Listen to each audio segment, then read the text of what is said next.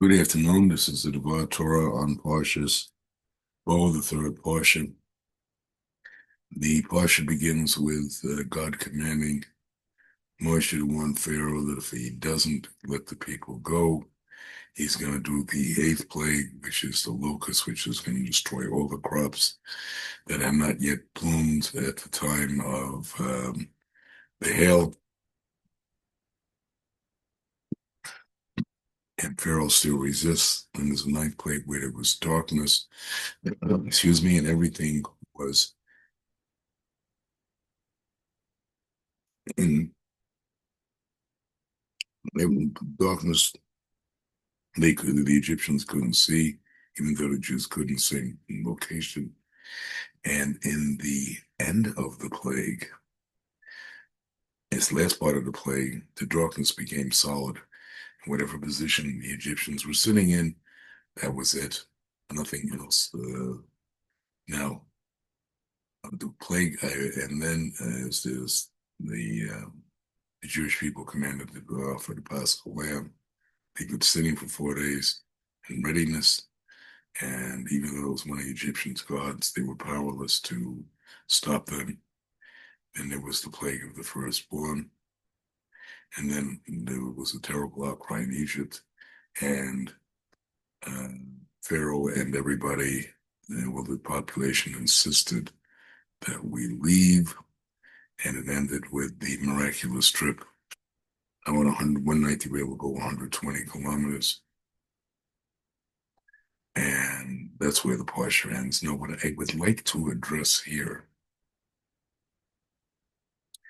and before I do, I would like to dedicate this year, first of all, to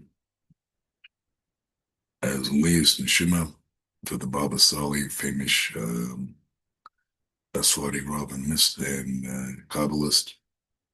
And I'd also like this to be square to merit for all those people that the rabbis are praying for at the gravesite of the Baba Sali, and may all their wishes that people have sent them, there's many of them, be answered.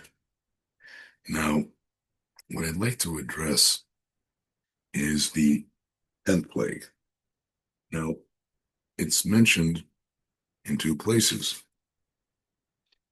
When Moshe tells Pharaoh, I'm going to read the pasuk, here Moshe, Ko Noi Bechetzi Laila, Ani Yotze Mitok Mitzrayim, and Mace Kol Bechor, and goes to describe which Bechorim firstborn. Now, the question is, it says Ka, the Hebrew letter Kaf. Why does it say around midnight? And when you go to the next pasuk, where God actually goes out, and it says in pasuk 29, Ayiba Chetzi Alayla, He Kach Bakor, and that's Peretz Mitzrayim, Mekor Pharaoh, Yeshev Al Kisei, on Bakor, Shavi, Yashir, the base Bakor called Behema. And it says, it was midnight. God killed every firstborn in Egypt, from the firstborn of Pharaoh, sitting on his throne, to the firstborn person in a dungeon. Supposed to be firstborn animal. Now, why does it say Beh? No, that's the second question. Is why does it say Beh? Beh has two meanings, which I'll explain well. One is it means on, and it can also mean with. Now, if one takes the latter interpretation, how can God kill the firstborn with midnight? Nobody can say, I'm going to do something at midnight, but to say I'm going to kill with midnight is not humanly possible. Even our day, in modern day technology and everything, one cannot do that. Now, first question I want to ask is, what is midnight? What does midnight mean? Now, until recent years in time management, they say, well, midnight is the exact minute that's halfway between the day and the night, You might even say, well, it's a second, it's that second.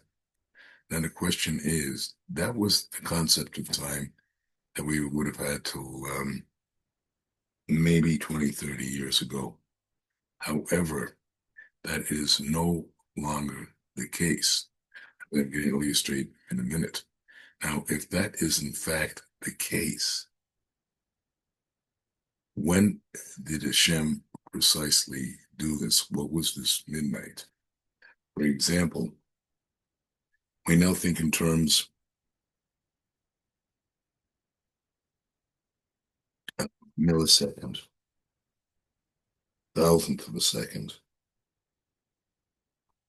What happens there? That's the average how long when you use a camera and it has a flash on it, lighting things up. That's that second. But we can go a lot further. For example, a microsecond is a millionth of a second, which allows how long light can travel. A kilometer, it's a very short time. And now we get even greater. There's a nanosecond, which is in scientists can measure this. It's a billionth of a second. One example of that is the time it takes for fusion to occur in a hydrogen bomb.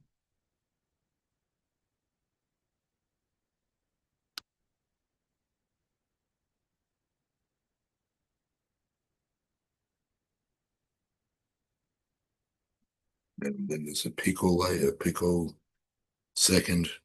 a billionth of a second. Excuse me, a picosecond is a billionth of a second. Billionth of a second is a trillionth of a second. Then you have a temosecond, which is one quadrillionth of a second. Believe it or not, they can do that. They use it with have high speed detection that we can't even really put our minds around. A tau, lepto, this lifetime. It's one of the subatomic particles within an atom. Then you have an attosecond.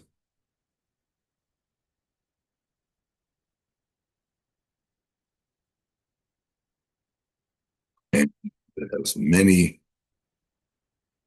measurements, measures many things. That's what does it measure there? It measures, among other things, how long when you have quantum entanglement when two particles are separated, how long does it take the light to go from one to the other? And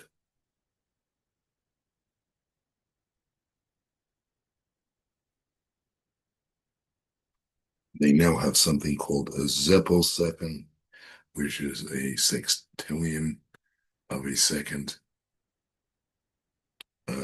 which measures the quantum dance of an electron and how it moves. And finally, there's a attosecond, which is a sextillion of a second. And that can be used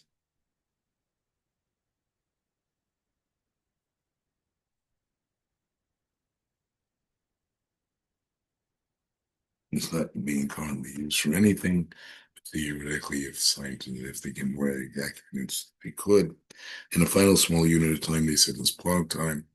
Without going into it, according to science, that's the smallest division of time, because anything smaller than that, they say with time-space curvature, you can't get any smaller. Again, that's a scientific perspective, not a Torah perspective. But what I'm illustrating with all this is to say precisely when Hetziavila is, because one can keep reducing time into smaller and smaller units. So no human can actually determine when midnight is. And because of that, that's one of the reasons it said consultant to indicate to us. So how does it actually work? And this is based on the teachings of Rav Yitzchak Sakava, was a Talmud of the Vilna Gaon, and the Zagata, and in other writings on exactly how that what that means. And let me explain. Only Hashem can determine when exactly half um, of the night is, and it can only be done with a higher. It can only be done with Hashem's knowledge. Only He has knowledge of that, and because there are certain things that extend beyond time and space as we understand them. An example of that is goes back to the beginning of creation. It says in Pirkei Avos, the ethics of the fathers, in the 5th chapter, that there were 10 things created by Banish Mashos. Now, Banish Mashos, let me explain, is a concept that there's a time between the end of the 6th day, we'd say Erev Shabbos, Friday, and the 7th day, which is Shabbos. And in that time, 10 things were created. Some say it was another 3, whatever. I'm not going into that. This is not a Pirkei Avos share, but now, if that's the case, there's a big problem here, conceptually. If you say it, if you say it happened on the 6th day, then there's a problem, because we said, according to the Chumash, if you look at it, this is the oral Torah, but the Chumash, it says, by books of Moses, the last thing that was created, man and woman. So how do you suddenly start creating 10 other things? And if you're going to say it's, well, then it's Shabbat, you got another problem, because it says, like, who? Hashem completed this, the world on the 6th day and then rested. Now, so how can it be? It has to be one or the other, but it can't be either, because it's contradicting the Torah one way or the other, whether you say it's the 6th day. And the Maharal of Prague explains that what you have to understand, that for Hashem, it's above time, it's a different level of time and space as we understand it. And there, Hashem is able to create those things in a way that does not contradict the Chumash, because it's neither the 6th or 7th day. It's the precise dividing point between the two. It exists outside of time. Now, let's apply that concept here. If we apply this concept here, you can see a similar parallel. It is a time. It's above time and space. And what are we saying? We're saying it's exactly at Chatzos. Now, only Hashem can know that time. And there's 2 explanations. So when he did that, he killed all the firstborn in this special time. Now we can say it either happened, one of 2 things. Hashem stopped time and killed him, and killed all the Egyptians. In other words, and even though he did it outside and willed it outside of this world, it happened in our world. That's one way of looking at it. It's explained also in the Zohar. The other way to look at it is not that time stopped, it's precise time that only God can determine. It exists outside the parameters of time. I showed one can subdivide time into smaller and smaller units. So how do you get at midnight? That's only something that God sells. That's only Hetzkiah. That's something that's only in God's purview. Now, if one says that what actually happened, to answer the other question, it says Bachot Sos, Bohetzkiah, excuse me, which means with half the night, half. So what it's explaining is that normally night, and this is something spiritual, Teva, reality, just from the time of Adam and Chava, before even the first 6 days, and applies even today, that there is a time.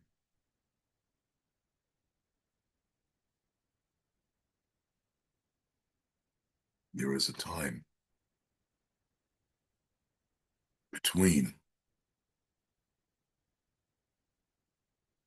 um, first half of the night is Gevura, which means strict justice, the darker forces, and it's time of justice, strictness.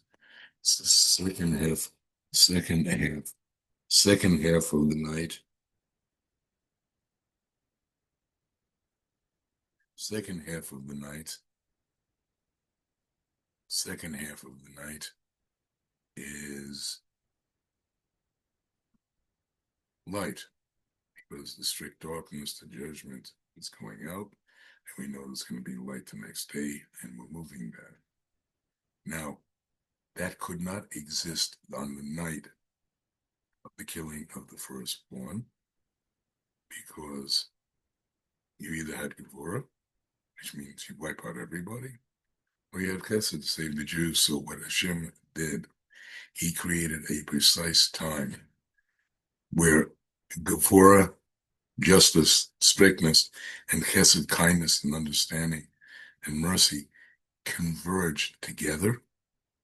And the shock of that was something that, because it has no earthly equivalent, it was something that so shocked the neshamas, the souls, all the firstborn, that their souls immediately left the body. And therefore, that solves the second question of how one kid kills with midnight.